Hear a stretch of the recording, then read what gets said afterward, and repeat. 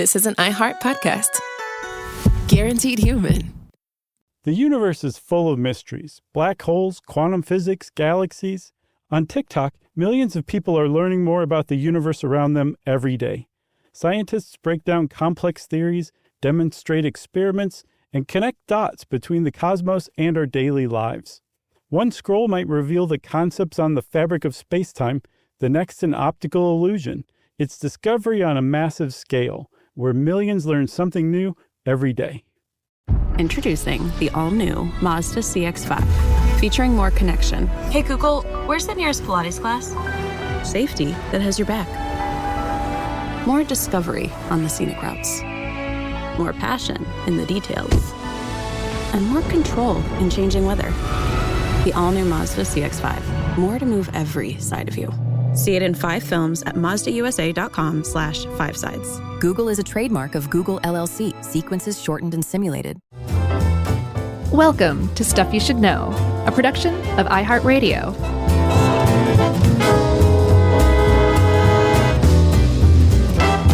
Hey, and welcome to the podcast. I'm Josh, and there's Chuck, and there's Jerry over there, and this is the podcast known as Stuff You Should Know Podcast. We all three on our group teleconferencing thing here had our cameras on for the first time. Yeah, it was great. For about, 45 seconds before I turned mine off. Yeah, and then it was like, well, I don't want to just be observed. I'm no goldfish. Then you turned yours off. Mm-hmm. I like Jerry's long hair, though. I know. Jerry just looks like, good. I just don't quite know how to put it. Just like a wealthy, middle-aged person who could buy and sell your sorry ass if she wanted to. So we're cussing now? I think so. You said the D word not too long ago, so I feel like I'm allowed at least one. Well, we'll probably bleep that out for fun. D word? Which D word? DAMN. No, I didn't. You did, and I don't remember when, but you said, or no, the P word. I'm sorry, you said the P word. What's the P word? You know, the P word. I mean, I can think of a few bad P words. It was PISSED, period. That's not a cuss word. Yes, it is, and because you didn't mean it like drunk. You meant it like PO'd. Oh, goodness. You don't even know what a cuss word is, and you're in your mid-40s. This has become one of the most juvenile introductions we've come up with so far, and we've said some pretty juvenile stuff over the course of the years, Chuck. But I think it's time. Right. Shake it off. Okay. Get serious. And prepare to re-record an episode. No. No, and actually... Not quite. So I hit you. You decided we were going to do this episode on criminal records, and I hit you back and said, hey, we've actually done one. We did an episode back in 2012 called Why You Probably Have a Criminal Record. And there's going to be some overlap. I mean, we were talking about criminal records, but this is definitely different. And even more to the point, this is an important enough thing that people don't really think about or know about unless you're suffering from it, that it's worth like restating every 10 years, basically, as long as it's a problem. Yeah. And this is a little more robust, but, and I know we talked back then, I did not have a criminal record 10 years ago. I'm happy to say I still don't. Oh, that's good. Have not been arrested in the last 10 years, but that was something I don't remember.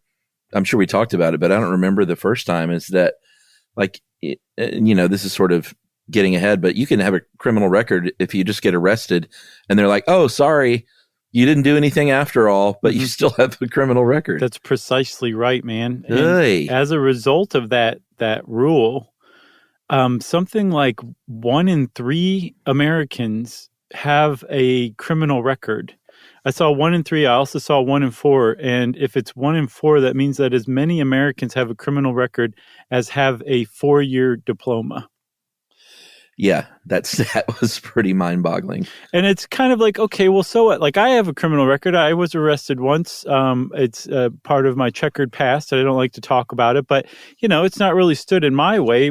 Well, I was kind of, I got a little bit of the birth lottery in a lot of ways, and I was able to navigate and make my way through life having a criminal record without it actually proving a problem. That is not necessarily the case for a lot of people, including people who have only been arrested but haven't and weren't even convicted of a crime. They just happen to be of a different race or a different sexual orientation or something like that, where having a criminal record can prove to be a real problem for you especially if the deck is already stacked against you, almost as if employers are looking for a reason not to hire you. They can legally not hire you because you have a criminal record. There's a lot of problems with it, and we'll get into all of that. But I feel like we need to just generally explain the whole thing first, the whole process and what they are and how they're dealt with. Right. Unless you live under a rock, you know what a criminal record is, right? That's right. A criminal record, like you said, it's very simple. It's literally just government, like information that the government in the United States keeps about you that says it's data, and it says, I mean, I guess we can go like what's on the literal criminal record. Like once you get arrested, they've got your name, they've got your date of birth. If you have any known aliases, which I wish I did, but I don't. I'm not nearly cool enough to have aliases. Johnny Tight Lips. Physical description of me. Bleh. Yeah, that's funny. Physical description. A little known fact, it usually includes looks on a scale of 1 to 10. Yeah, mine just says hairy loaf. And they're like, is that his name? They're like, no, that's his physical description. That should be an alias of yours. Harry. Hairy loaf. Yeah. LOAPH. I don't think people a while. I don't think your alias should also describe you, though. That's probably a bad alias. Yeah, you want it to be forgettable and make you more forgettable. That's true. That's like rule number 1 of aliases. Right. Current address, the type of crime you committed, allegedly. Outstanding arrest warrants, dates and arrest of your conviction, fingerprint data, and that mugshot. I know it's weird to feel like I wanted a mugshot at one point in my life, but it's a weird thing in this country because mugshots are kind of one of two things. It's either really embarrassing or it's kind of like this weird badge of honor. I'm not sure how that happened, but yeah. But I mean, that's how you might view it from exactly society from a privileged point of view, right? Yeah. Well, I mean, but it's from society in general, it's a stigma, and there's entire businesses basically like patent trolls, but with mugshots that just accumulate these things because they're a matter of public record and publish them online, and you have to pay them to take them down. Yeah, which is a problem, but it does go to show, like, yeah, it's a social stigma to have a mugshot of you, and even beyond the social stigma, it can be really problematic and prevent you from getting a lot of normal things in life. Well, and I was kind of kidding when I said I don't know how that happened in America, but I do know how that happened, and that's the internet. Mm-hmm. When they started just publishing, like, oh, look at Nick Nolte, and look how awful this person looks on their worst night. Poor Nick Nolte. So that's how it became a cultural sort of, and badge of honor was probably the wrong thing to say, but something to be shared. Well, it's kind of like owning it, where if everybody's going to judge you, you might as well own it and be like, yeah, I've got a mugshot. What are you going to do about it? Square? You got a mugshot? Well, that makes you square if you don't. Yeah, my favorite ones are when the celebrity is super smiley. Right. They like, I defy you to I'm not going to look like Nick Nolte here. Yes, those are funny enough. We're fine. But the ones where the person like really actually committed a terrible crime and they're still smiling, those are enraging. Well, those are disturbing. Yeah. Yeah. But poor Nick Nolte, RiffTrax, the fine mm-hmm. people who basically made the second iteration of Mystery Science Theater 3000 and now carried on and make perhaps an even better version of that as RiffTrax. Yeah, stuff you should know, listeners. Yeah, I think some of them are. Friends of the show. They perennially, especially Mike Nelson, picks on Nick Nolte every chance they get. Right. Kind of painting a sketch of him as a really unsavory and grizzled and terrible person. But it's hilarious, but also it's like, what did Nick Nolte ever do? And I genuinely don't know. Yeah, I'm not sure what that mugshot's even from, aside from probably drugs. But I know the one you're talking about. He's wearing like a Hawaiian shirt that's like ruffled and rumpled and like the collar sticking up on one side. It's not a got good... the Einstein hair. Yeah, it's not a good picture for sure. But here's the good news.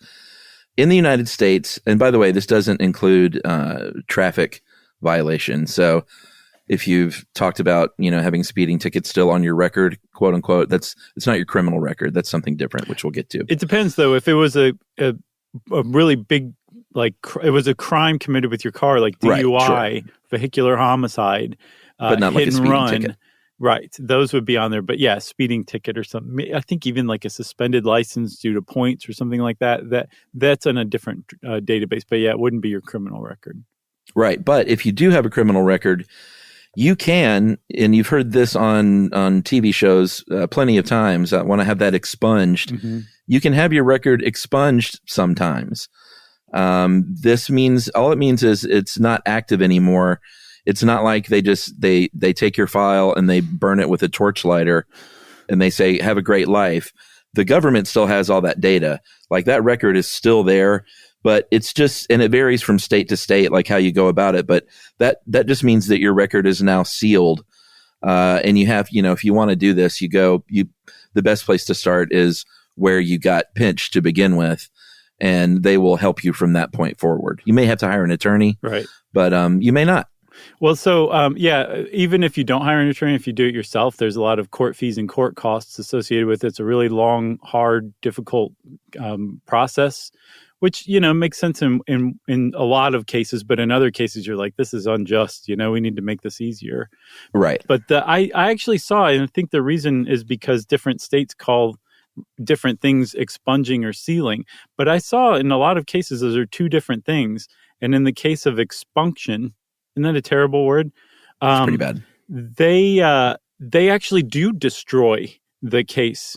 Oh, really? Yeah, like it's gone. Like it's like it didn't happen. Like the crime happened, but as far as you're concerned, that your case file is destroyed. So you're not in the database anymore at that point. No, it's gone. And then sealing is more like what you described, where they actually keep the records. They might destroy the things like the evidence that they gathered from you, like DNA evidence and all that stuff might be destroyed, but the record, your criminal record associated with the case itself, that will remain, but it's just really hard to get to. And usually you need a court order, and a judge will have to weigh the benefits or the pros and the cons of unsealing it for whatever it is. And usually it's like, anybody who's watched enough Law and Order knows this. If they have you on a crime and they suspect that you've committed this crime before, they'll go to the judge and ask to unseal that criminal record to just kind of find out, oh, this guy's a repeat offender or whatever. Yeah, and as far as whether or not they will either expunge or seal to begin with, they're going to consider, obviously, sort of the no-brainer stuff like what it was you did, whether you were convicted, how long it's been, what you've been like since then. Mm-hmm. Your looks on a scale of 1 to 10. The hairy loaf? No, thank you. No expungement. Yeah. Expungement? Expungement. Expunction. Expunction. I'm serious. Like you can't help but kind of like drag up a little bit of phlegm from the back of your throat when you say that word. All right. I think we should take a break because I'm thoroughly grossed out right now. Okay. I'm going to go check my privilege, and then we'll talk about juvenile criminal records right after this. Well, now, when you're on the road, driving in your truck, why not learn a thing or two from Josh and Chuck? It's stuff you should know. Stuff you should know. All right. Hey everybody, I want to talk to you a little bit about Tide Evo because it represents over 10 years of innovation and product development. Tide Evo is a first-of-its-kind technology where tens of thousands of minuscule fibers are spun together to form a 6 times powerful layer packed with scrubbers, brighteners, pre-treaters, and fresheners. And that's going to deliver a breakthrough clean that's so powerful it feels like magic. Yeah, it is kind of like magic. Tide Evo is revolutionary. A 100% concentrated, waterless laundry tile that's made of compressed microfiber soap layers rather than liquid or powder. And it's not like pods or sheets because it uses 6 layers of detergent fibers to deliver superior cold water cleaning without plastic packaging of any kind. And it provides a mess-free, lightweight solution that dissolves lickety-split. So whenever you run into a laundry challenge, turn to Tide Evo. It's revolutionary. It's magic. Try new Tide Evo. Real laundry magic. Everyone knows winter is the real mess maker. You don't need WeatherTech floor liners for summer unless you hit the beach and half the beach ends up back in your car or the campsite dirt ends up in your trunk. Then you'd want a cargo liner or a road trip go sideways. Lemonade spills, ketchup goes rogue, ice cream drips. Yeah, you'd be pretty happy about those WeatherTech seat protectors. So just to be clear, as the mud you're inevitably going to step in this summer, you don't need WeatherTech unless you plan on doing summer. Visit WeatherTech.com today. Spectrum Business keeps businesses of all sizes connected seamlessly with fast, reliable internet, advanced Wi-Fi, phone, TV, and mobile services. That's right. And Spectrum Business offers 100% U.S.-based customer support 24/7 to help you stay up and running. And they offer tailored connectivity solutions with packages built for your business budget. Yeah, so it's no wonder millions of business owners rely on Spectrum Business to keep them connected. Visit spectrum.com/business to learn more. Restrictions apply. Services not available in all areas. On eBay, every find has a story. Like if you're looking for a vintage band tee, not just a tee, the band tee from the last show your favorite band ever played. You wore it everywhere. Then your girlfriend started wearing it, which was cute, until she dumped you and took it with her, which was not so cute. Yeah, well, anyway, now you're on eBay. And there it is. Same tee from the same tour. Still living in your memory, rent-free forever. See, the things you love have a way of finding their way back to you. But eBay isn't just for getting whatever your ex-boyfriend or girlfriend stole back, right? No, it's also for that rare championship foul ball you caught, then heroically gave to the kid next to you. And where else are you going to find your first car? The one you wish you'd never sold. But now, finally get the chance to take it back home. For good this time. So shop eBay for millions of finds, each with a story. eBay. Things people love.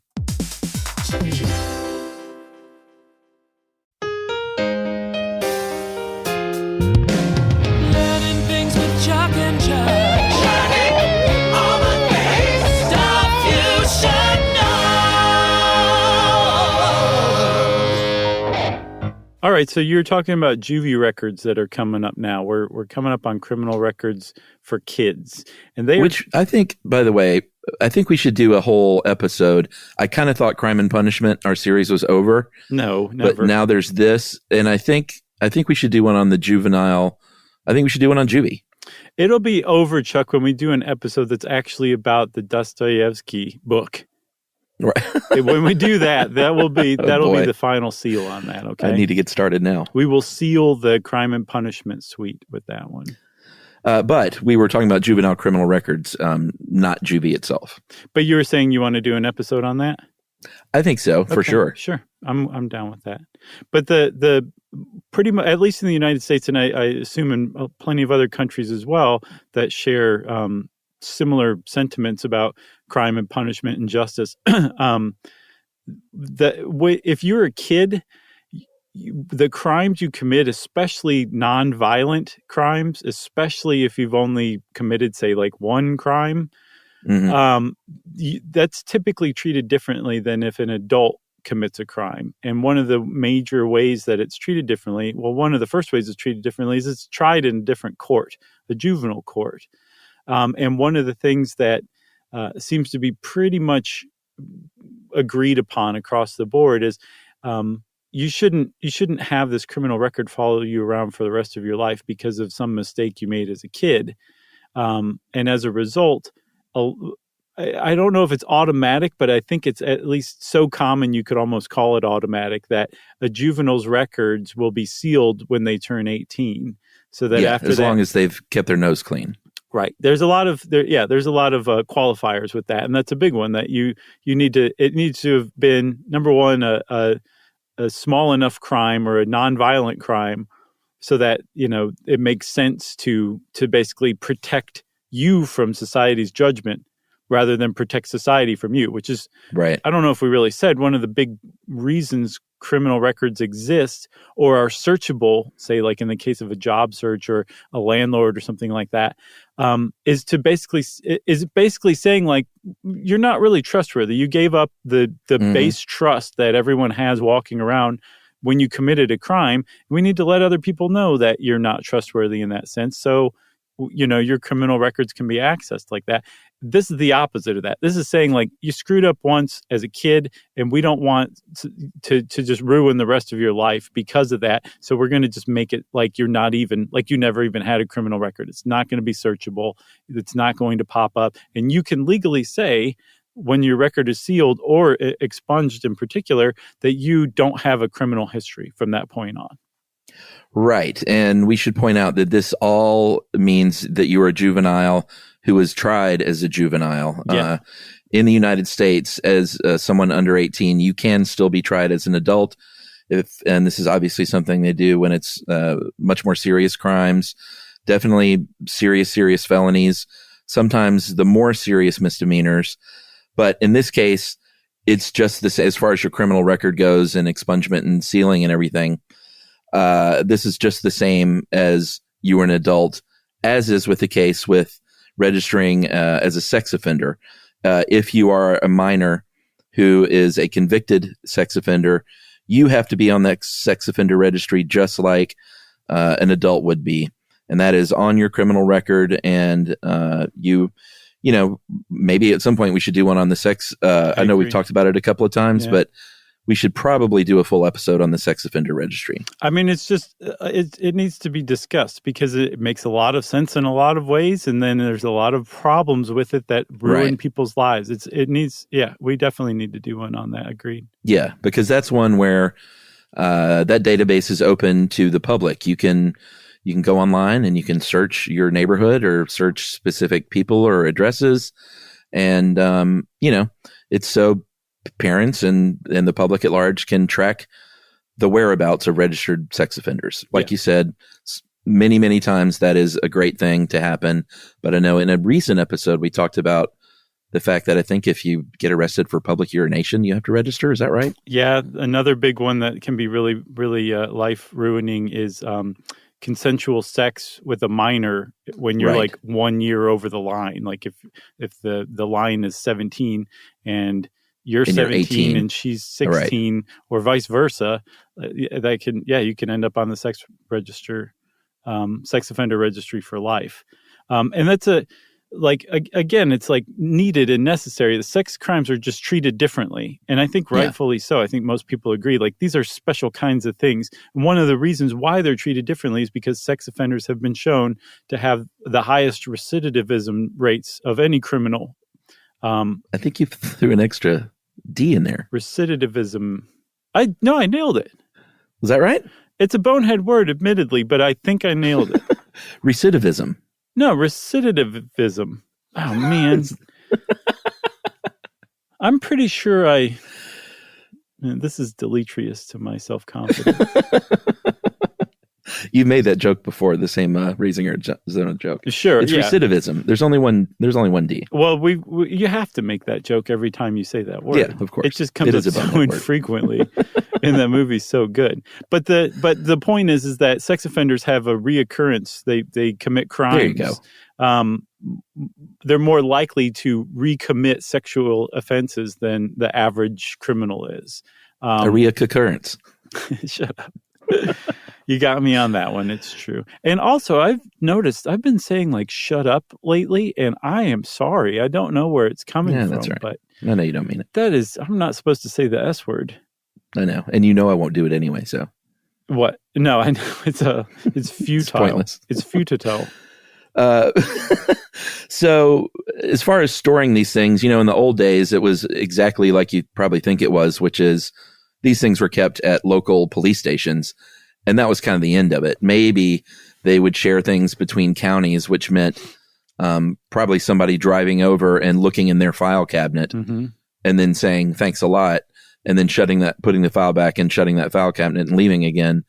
But these days, of course, this is all going to be done on databases, but it's still really kind of, I don't want to say willy-nilly because I feel like that's a little too critical.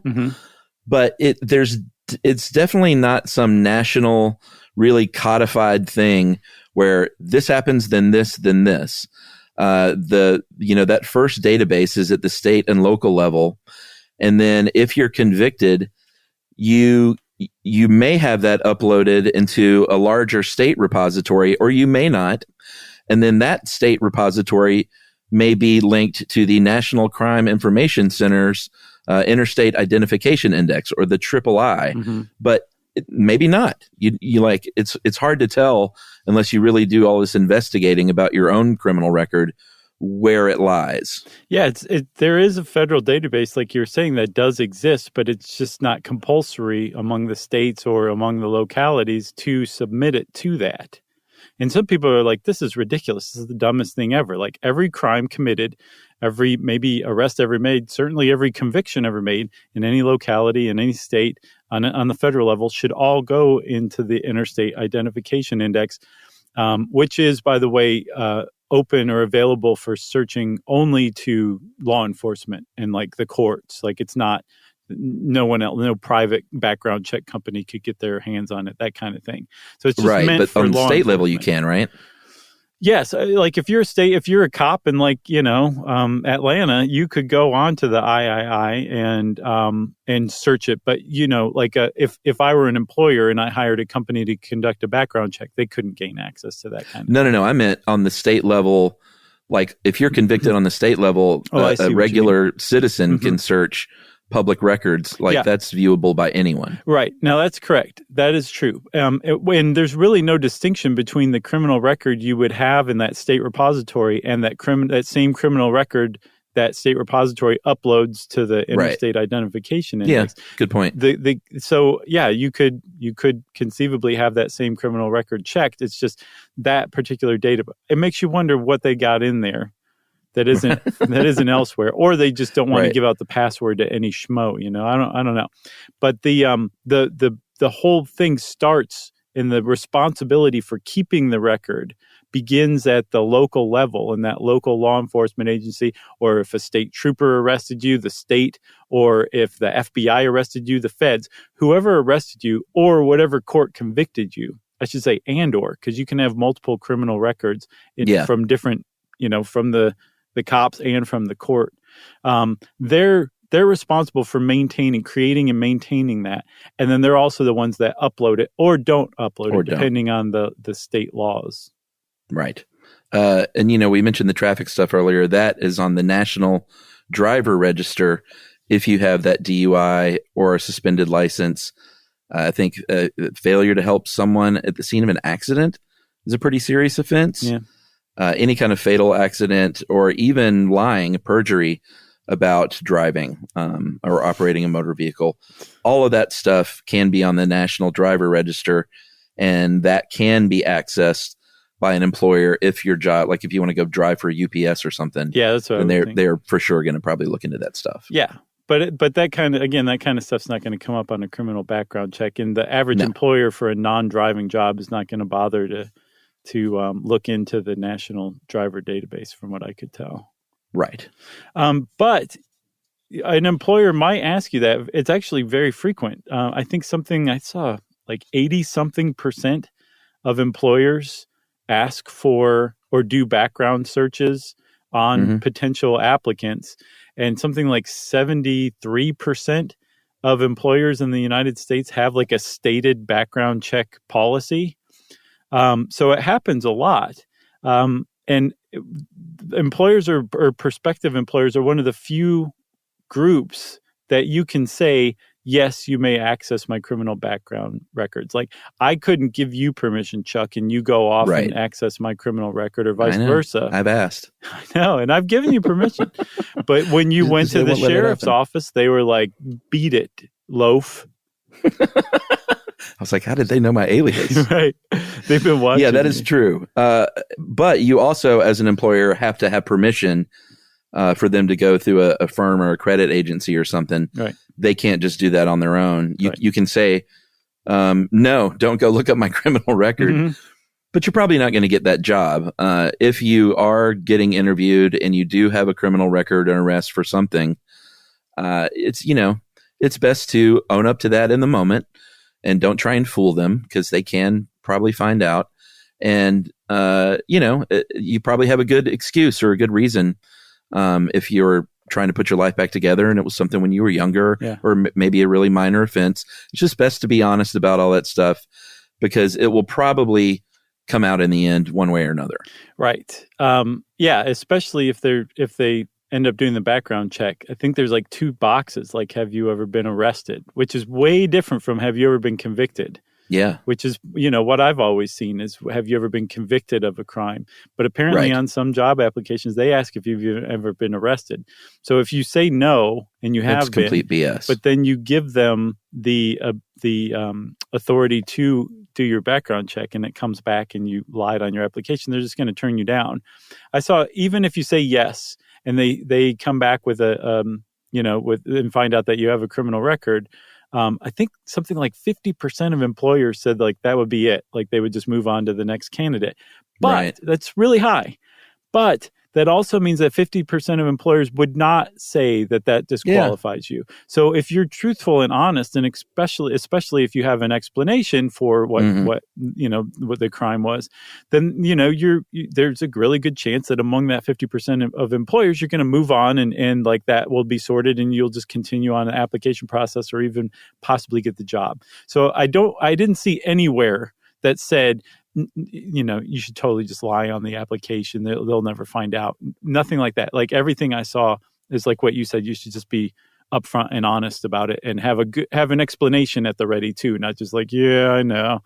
Right. But anyway, you were asking me, what my greatest fault is. And I would say perfectionism and working too much. Yeah. And that arrest. Right.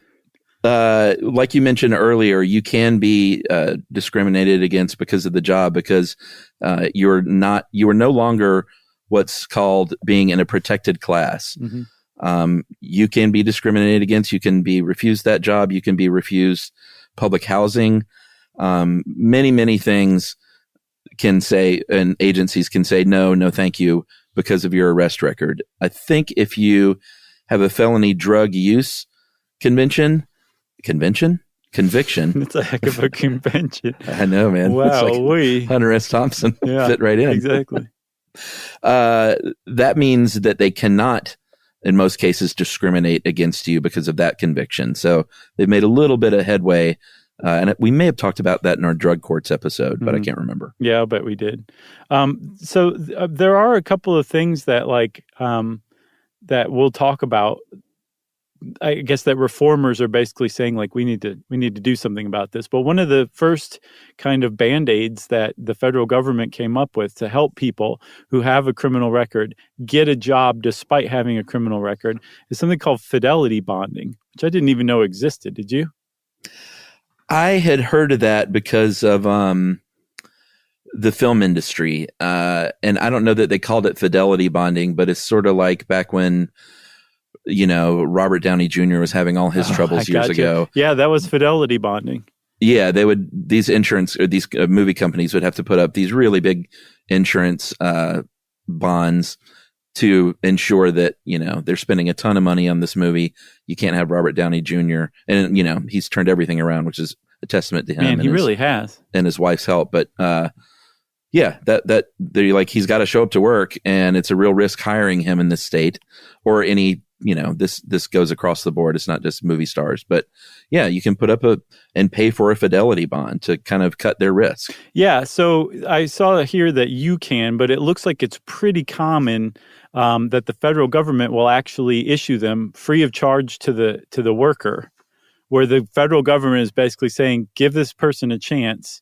If they steal your whole stock room, if they rob you, if you suffer a loss because you hired them, we will compensate you. That's what that fidelity bond does, which I think is really cool. It's like a good, I don't know. There's just something I didn't know good it existed, gesture. and it made me think the world's a slightly nicer place than I realized it was before I realized there was federal bonding.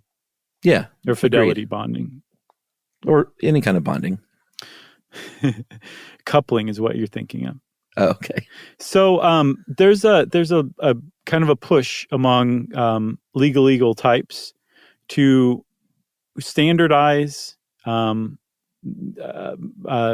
records. And if you take all of the information on a criminal record together, It's called criminal history record information. That's like what all the details are. If you're a researcher, that's what you would refer to it as.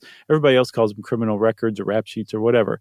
But there's a push to people among certain people to say, hey, we need to standardize this. It needs to be compulsory to report crimes to the federal database that, law enforcement can search.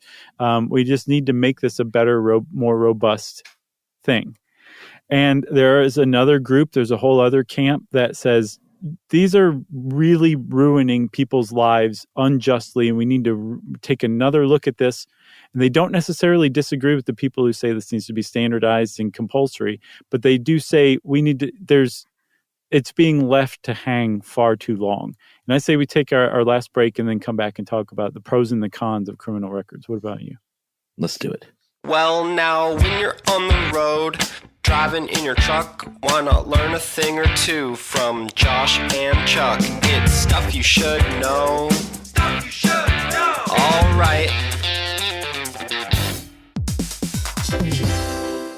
Hey, everybody. I want to talk to you a little bit about Tide Evo because it represents over 10 years of innovation and product development. Tide Evo is a first-of-its-kind technology where tens of thousands of minuscule fibers are spun together to form a 6 times powerful layer packed with scrubbers, brighteners, pre-treaters, and fresheners. And that's going to deliver a breakthrough clean that's so powerful, it feels like magic. Yeah, it is kind of like magic. Tide Evo is revolutionary. A 100% concentrated, waterless laundry tile that's made of compressed microfiber soap layers rather than liquid or powder. And it's not like pods or sheets because it uses 6 layers of detergent fibers to deliver superior cold water cleaning without plastic packaging of any kind. And it provides a mess-free, lightweight solution that dissolves lickety-split. So whenever you run into a laundry challenge, turn to Tide Evo. It's revolutionary. It's magic. Try new Tide Evo. Real laundry magic.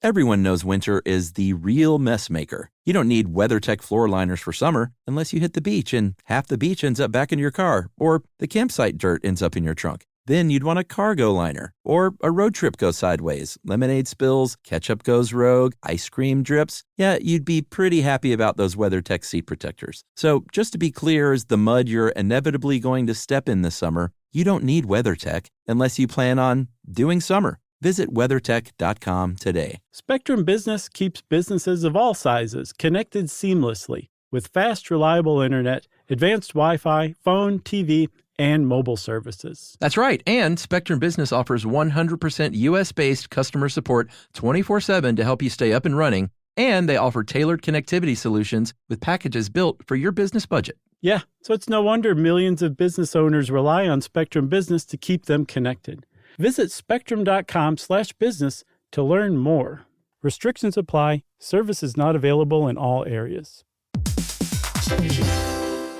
On eBay, every find has a story. Like if you're looking for a vintage band tee, not just a tee, the band tee from the last show your favorite band ever played. You wore it everywhere. Then your girlfriend started wearing it, which was cute until she dumped you and took it with her, which was not so cute. Yeah, well, anyway, now you're on eBay. And there it is. Same tee from the same tour. Still living in your memory, rent-free forever. See, the things you love have a way of finding their way back to you. But eBay isn't just for getting whatever your ex-boyfriend or girlfriend stole back, right? No, it's also for that rare championship foul ball you caught, then heroically gave to the kid next to you. And where else are you going to find your first car? The one you wish you'd never sold. But now, finally get the chance to take it back home. For good this time. So shop eBay for millions of finds, each with a story. eBay.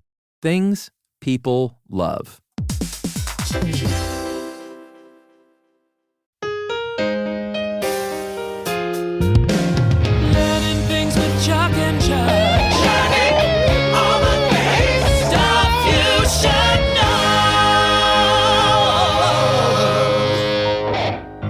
All right. So, if you're a fine, upstanding citizen out there and you've never been arrested, you might think, well, there's no downside at all to keeping these robust records. Anytime you think there's no downside to something, you should stop right there and just reflect on it a little further. Yeah, absolutely. It doesn't matter what it is. There's a downside to sugar cookies with icing. There's a downside to teddy bears. Somewhere there's a downside. That's my new motto, downside? Chuck. I just came up with a new motto. Somewhere there's a downside. What's the teddy bear downside? I haven't researched them enough. Probably choking hazard from the eyeballs. All right. Good point. Yeah, thank you. I just came up with that off the top of my head. I'll come up with 10 more things if you give me a few minutes. So some of the pros of keeping good track of criminal records is you have a robust data set. And it's not just like, look how many bad people there are in the world, because I think we've hopefully already gotten across that doesn't necessarily mean you're a bad person. Yeah. But you can use this data for recidivism research. It's a really valuable source of data. Instead of having to go to all these different agencies, it is nice to be able to go to one place, kind of a one-stop shop, to find out if some of these programs are effective to keep people from recommitting crimes or going back into the criminal justice system. Yeah, that's a really important thing to know and to have like actual data on, you know? Oh, absolutely. Another thing, and it's not just recidivism, but redemption. There are people that do research on redemption, and it's not just like, I mean, that's sort of a broad word to call it, but that's really what it is. These researchers, Alfred Bloomstein and Kiminori Nakamura, have done a lot of research trying to find out basically like, if you're trying to get a job, where is the reasonable point in your life after you haven't done something, like done something wrong again, that it's null and void, and that an employer shouldn't even have to ask you anymore, basically. Like, when are you fully rehabilitated as far as the law enforcement goes? Yeah. Like, what's the point where a criminal stops being a criminal, when they stop committing crime? Yeah. Like, how long after that? And they actually studied something like 88,000 criminal records from New York State. Yeah, first-timers. Yeah, and then followed them for 25 years. So this is a really robust study.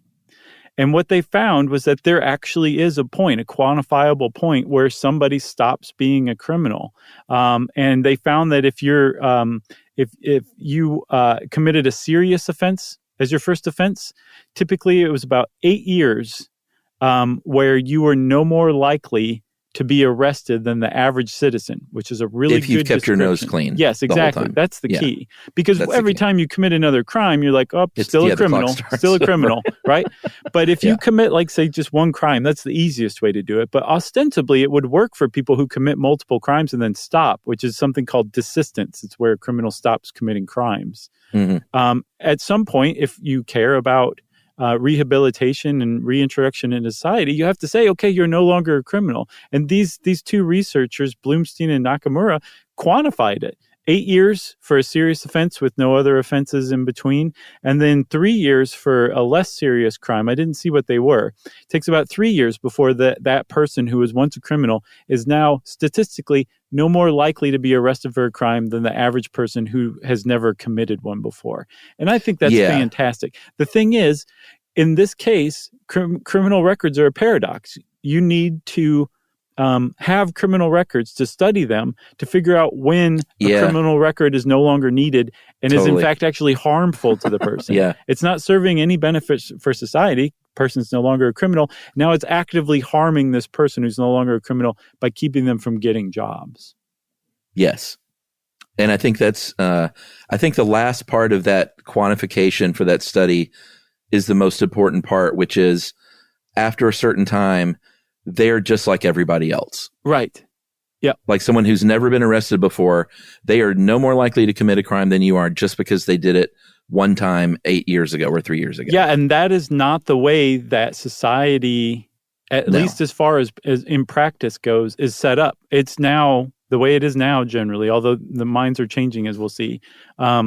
If once you're a criminal, you're a criminal. That's it. You're a criminal for life. And these research like this is saying like that's just not true, and this is really unjust after a certain period of time. Yeah, obviously the cons, we've kind of dabbled in that through most of this episode. Couldn't help ourselves. You know, we have a mass incarceration problem in this country. And we're not saying like, oh, just don't police and let people do what they want. It's no big deal. But that's different than mass incarceration. When one, like you said at the beginning, 1 in 3 adults has been arrested by the age of 23 in this country. Yeah.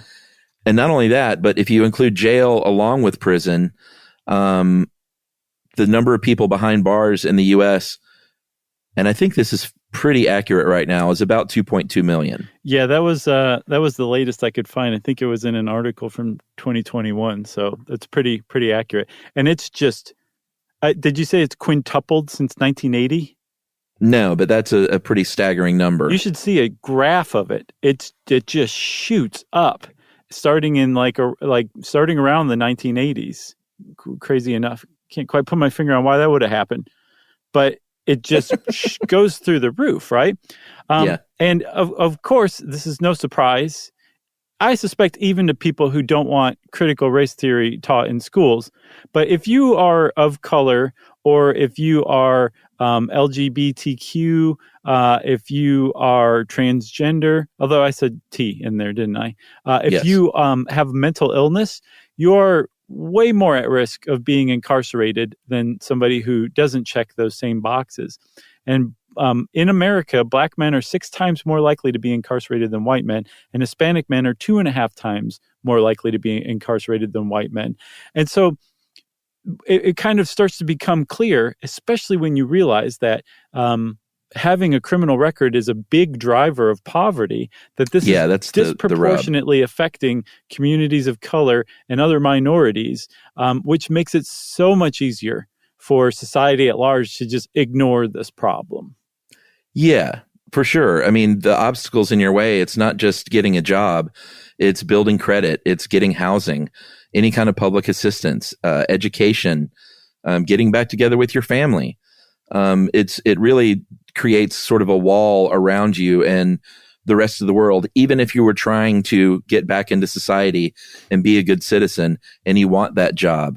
I think more than 60% of people who were formerly incarcerated are unemployed a year after being released. And that's like an open invitation to recidivism. Totally. I mean, you got to make ends meet somehow. Yeah, I mean, not trying to excuse saying, oh, right, well, you should just go out and commit crimes then if you can't get a job. We're not saying that at all.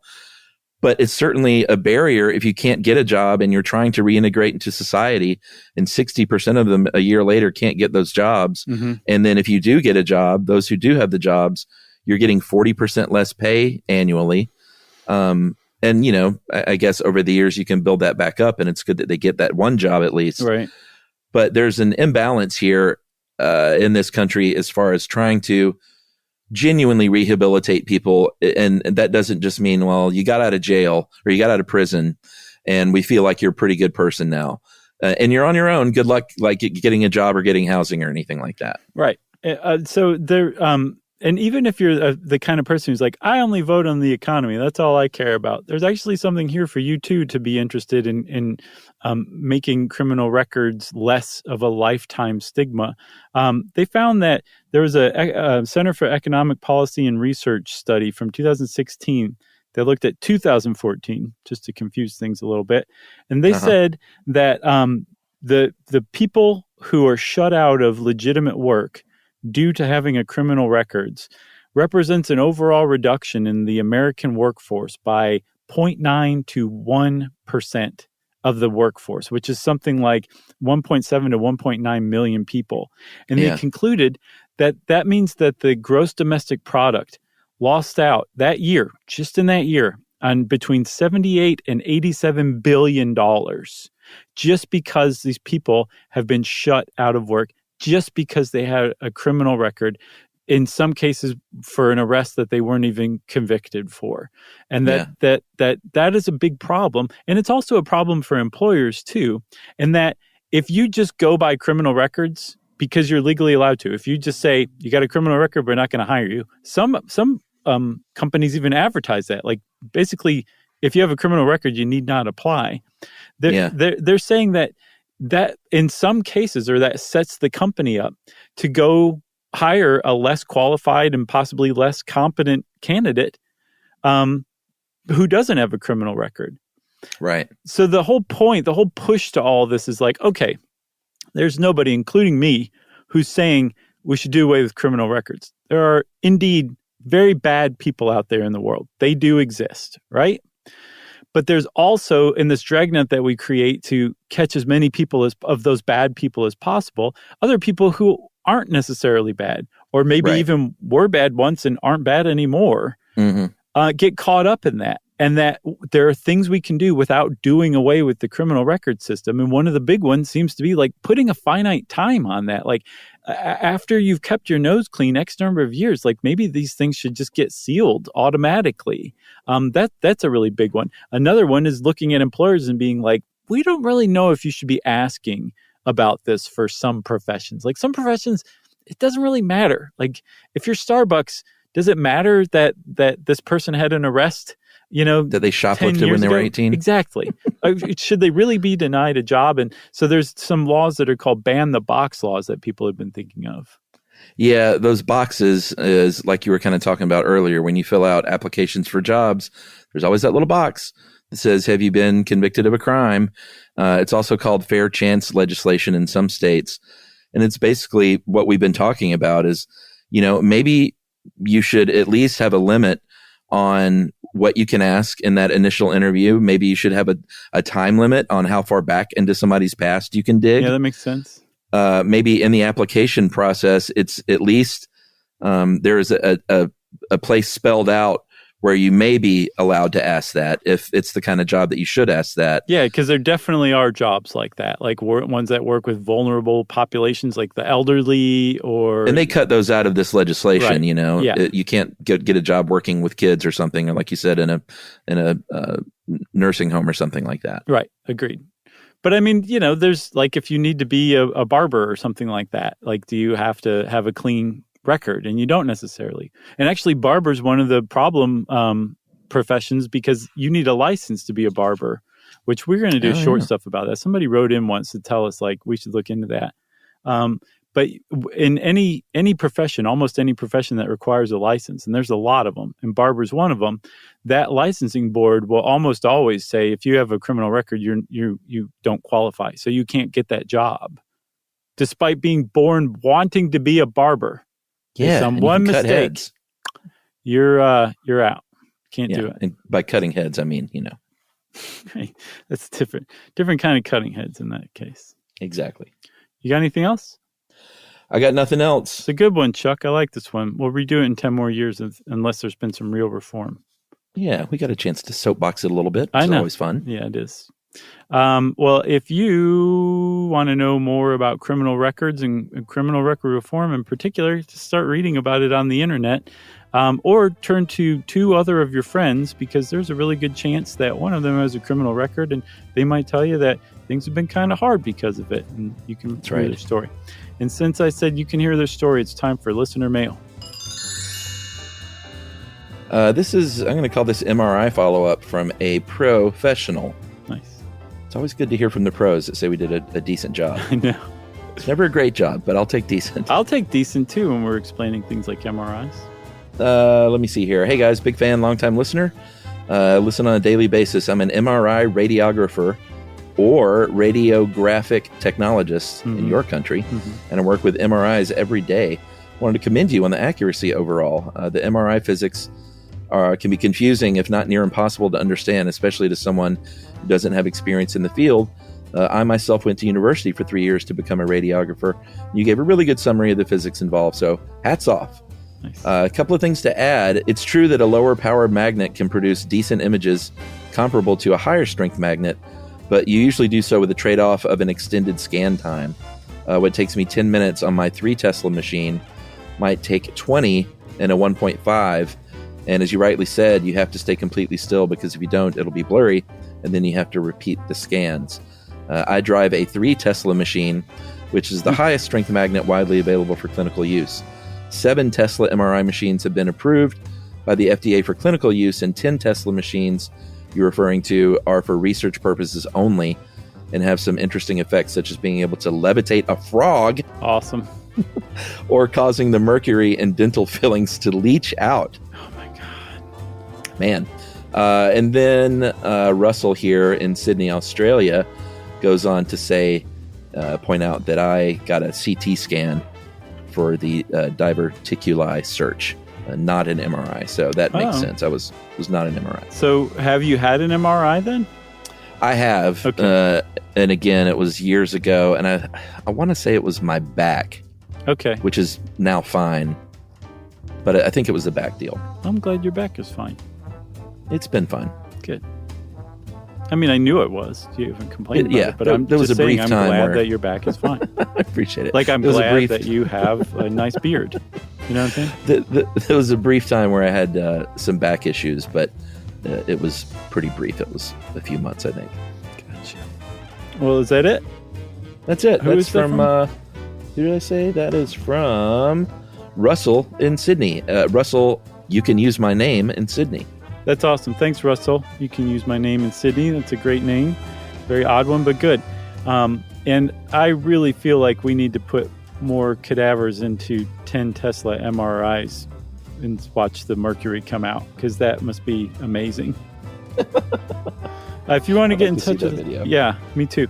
If you want to get in touch with us like Russell did, we love hearing from experts who say we did a so-so job. You can send us an email to stuffpodcast@iheartradio.com. Stuff You Should Know is a production of iHeartRadio. For more podcasts from iHeartRadio, visit the iHeartRadio app, Apple Podcasts, or wherever you listen to your favorite shows.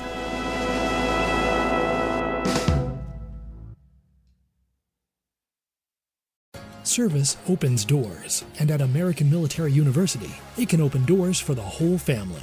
If you have a loved one who served in the military, you may qualify for reduced tuition. AMU offers flexible online programs designed to fit your schedule, so you can keep moving forward wherever life takes you.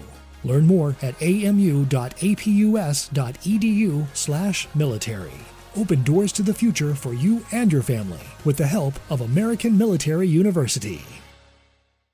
Everyone knows winter is the real mess maker. You don't need WeatherTech floor liners for summer unless you hit the beach and half the beach ends up back in your car, or the campsite dirt ends up in your trunk. Then you'd want a cargo liner, or a road trip goes sideways, lemonade spills, ketchup goes rogue, ice cream drips. Yeah, you'd be pretty happy about those WeatherTech seat protectors. So just to be clear, as the mud you're inevitably going to step in this summer, you don't need WeatherTech unless you plan on doing summer. Visit WeatherTech.com today. When it comes to small business, people want to talk to people, not bots, not voicemail. Your customers or clients want a real human connection, and that's exactly what they get with Ruby. Ruby is the virtual receptionist company that takes care of your callers when you're unavailable, in the middle of something, or just don't want to pick up. They can answer, screen, and transfer calls, as well as take messages, collect payments, book appointments, and more. All while saving you time and making the people you serve feel special. It's available 24/7, 365 days a year, and is 100% based in the U.S. See how it works at ruby.com, or better yet, give them a call at 844-900-RUBY. The next time you end up with something on your shirt, don't turn to your usual detergent. Check out Tide Evo. Tide Evo represents over 10 years of innovation in product development. It's a revolutionary 100% concentrated waterless laundry tile made of compressed microfiber soap layers rather than liquid or powder. It's not pods and it's not sheets. It uses 6 layers of detergent fibers to deliver superior cold water cleaning without plastic packaging. It's mess-free, lightweight, and dissolves quickly. Try new Tide Evo. Real laundry magic. This is an iHeart podcast.